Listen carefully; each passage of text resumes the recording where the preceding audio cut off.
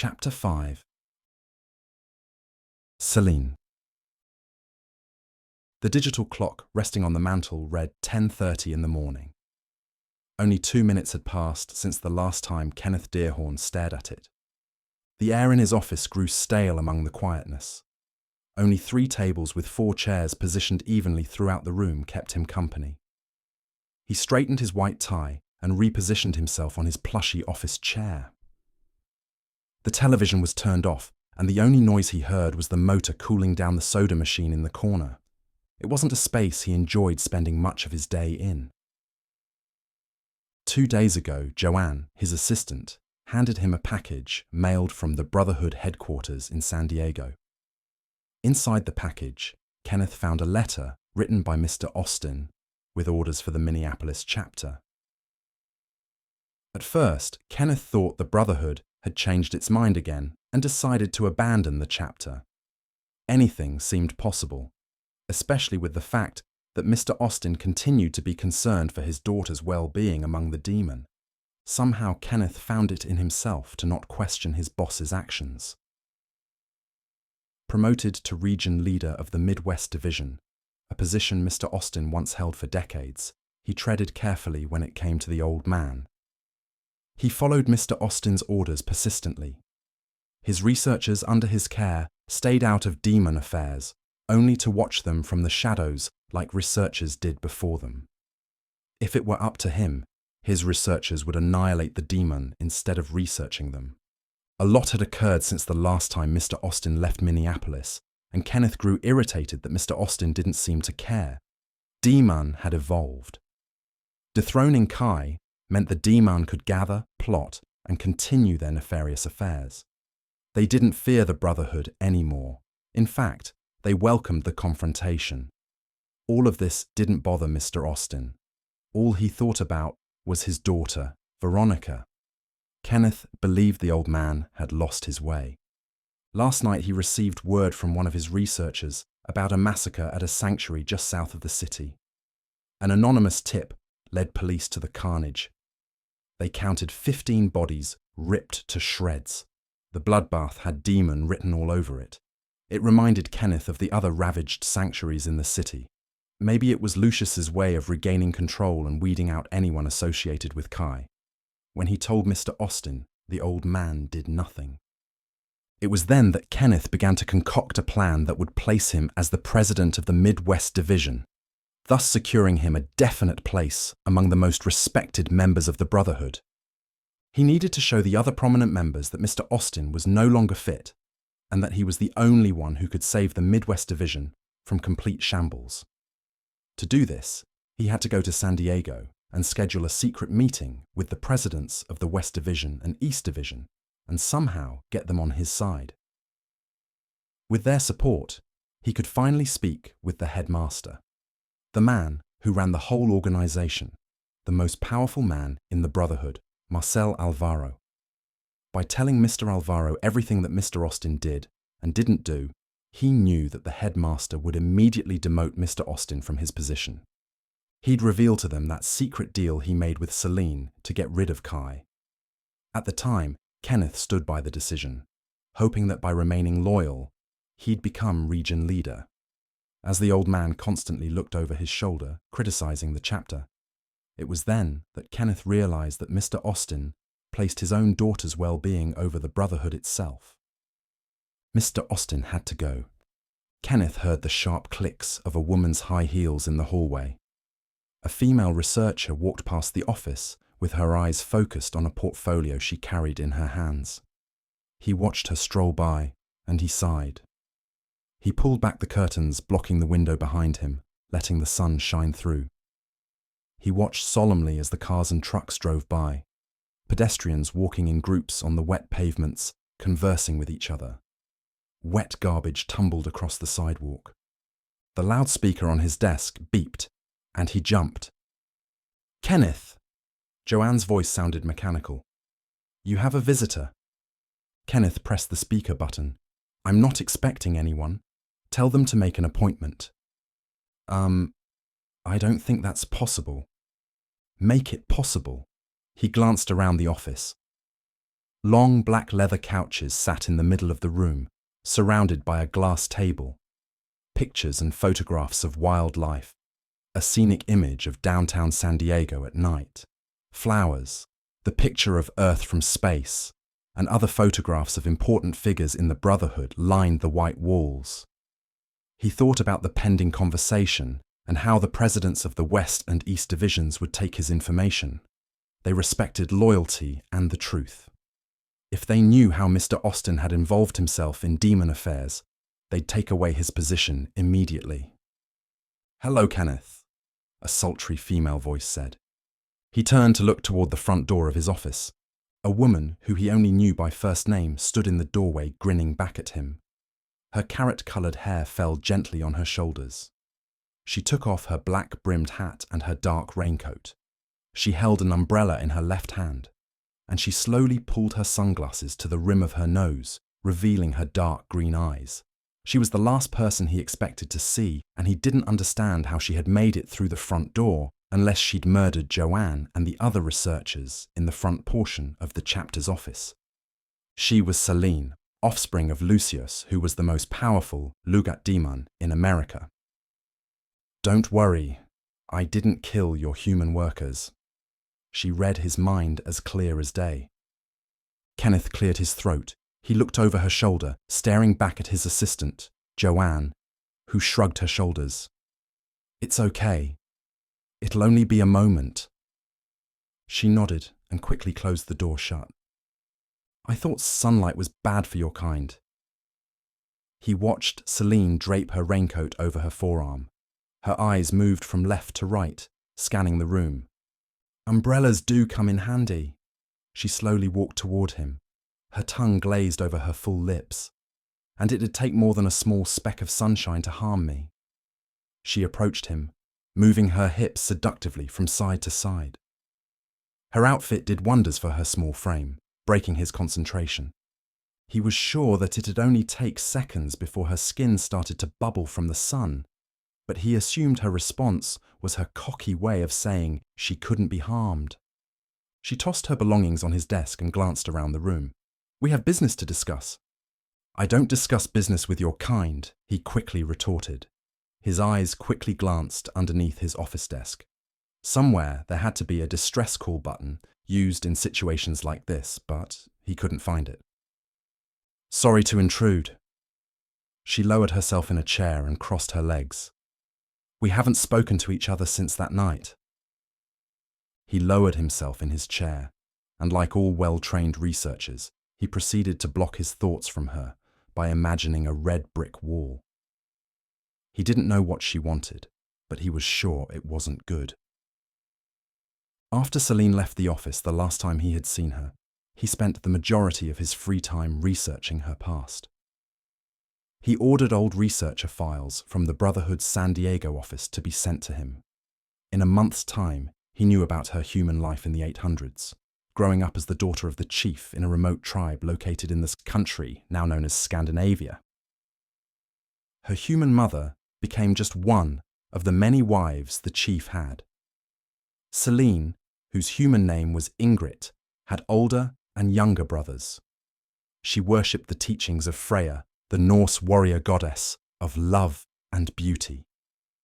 It was a fight her clan had against another rival clan, which created an opening for Lucius, who saved Selene from being killed, to sire her. Centuries after being sired, she stayed close by Lucius's side, worshipping him like any follower would.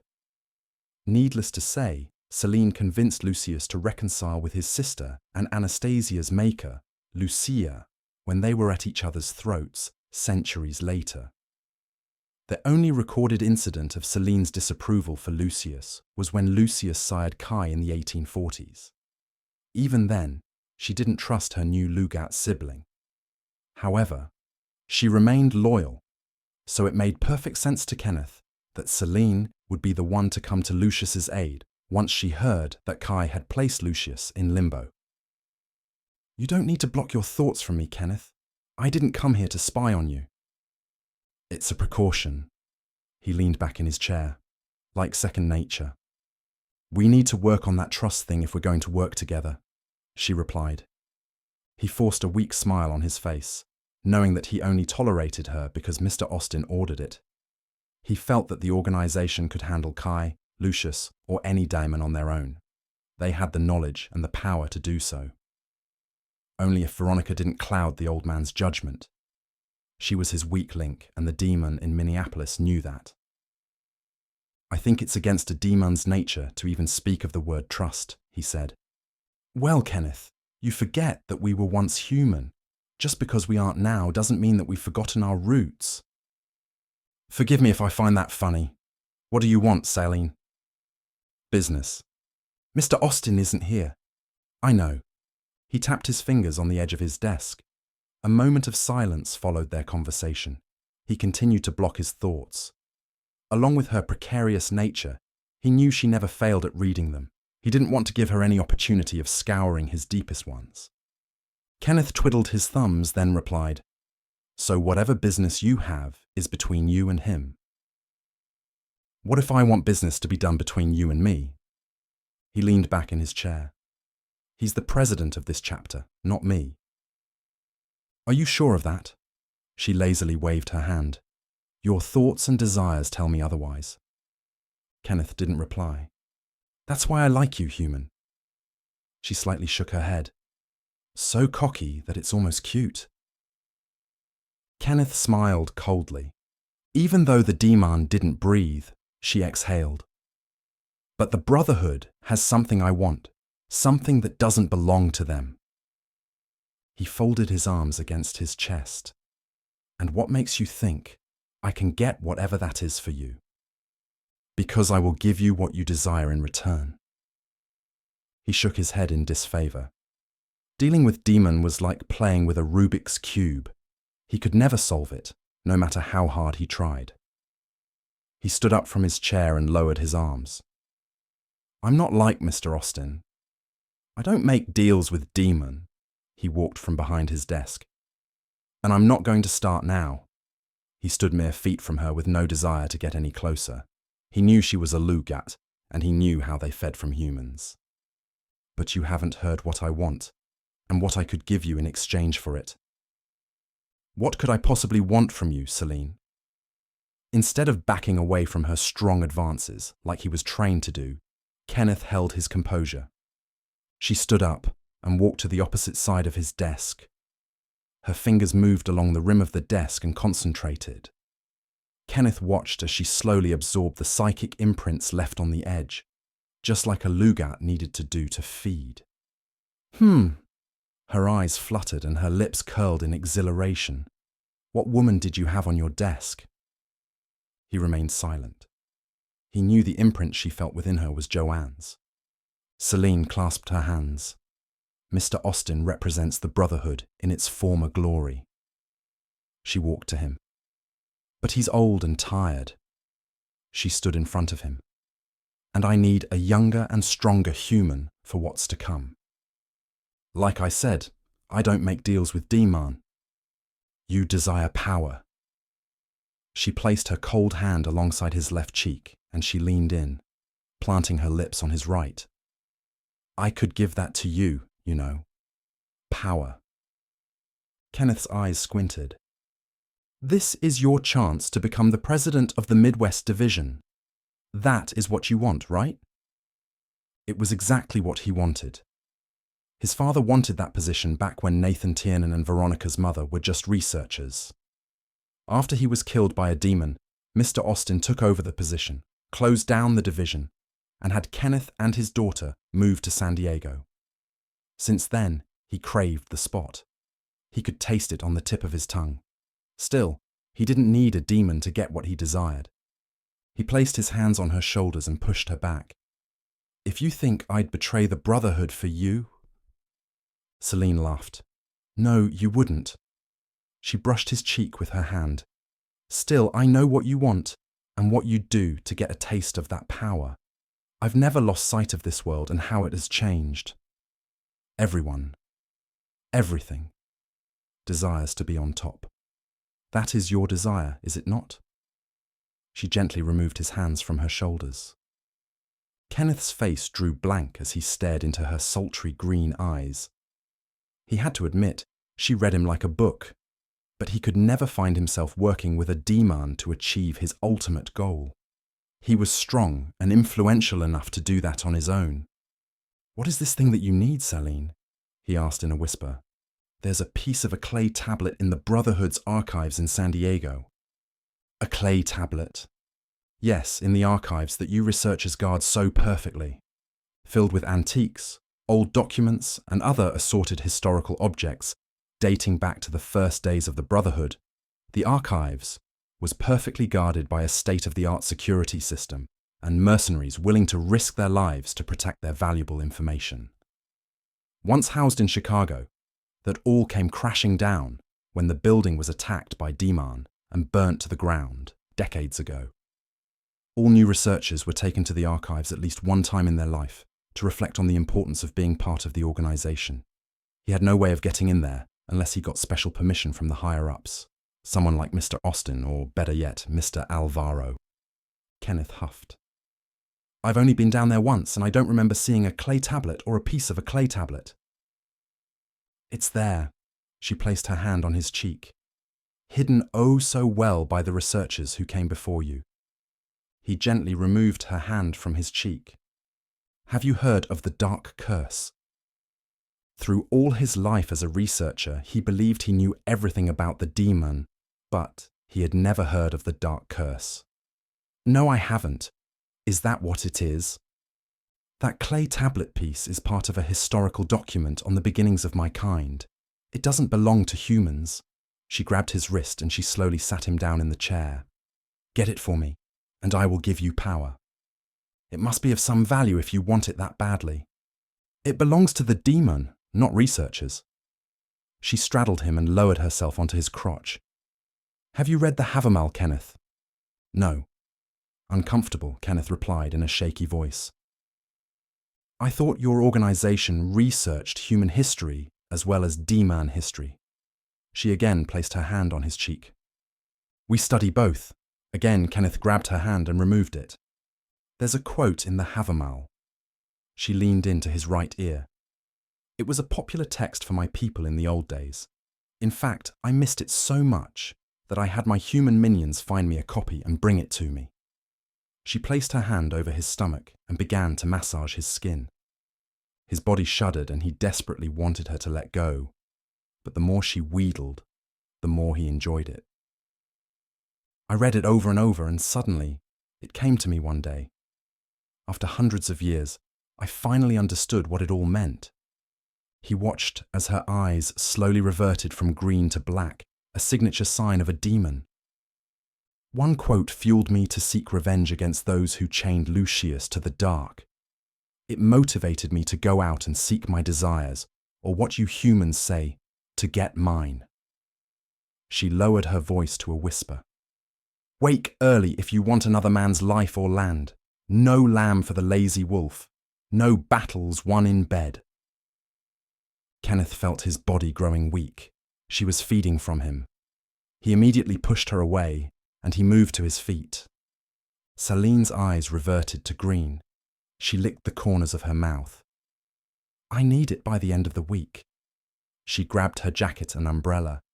"And in return, you'll just clap your hands and make me powerful." Kenneth spoke in a sarcastic tone.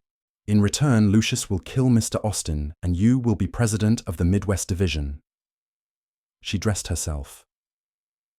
"Lucius?" "Remember, 1 week." She opened the door and walked out of his office. Kenneth stood frozen. The thought of Lucius killing Mr. Austin wasn't the path he wanted to take.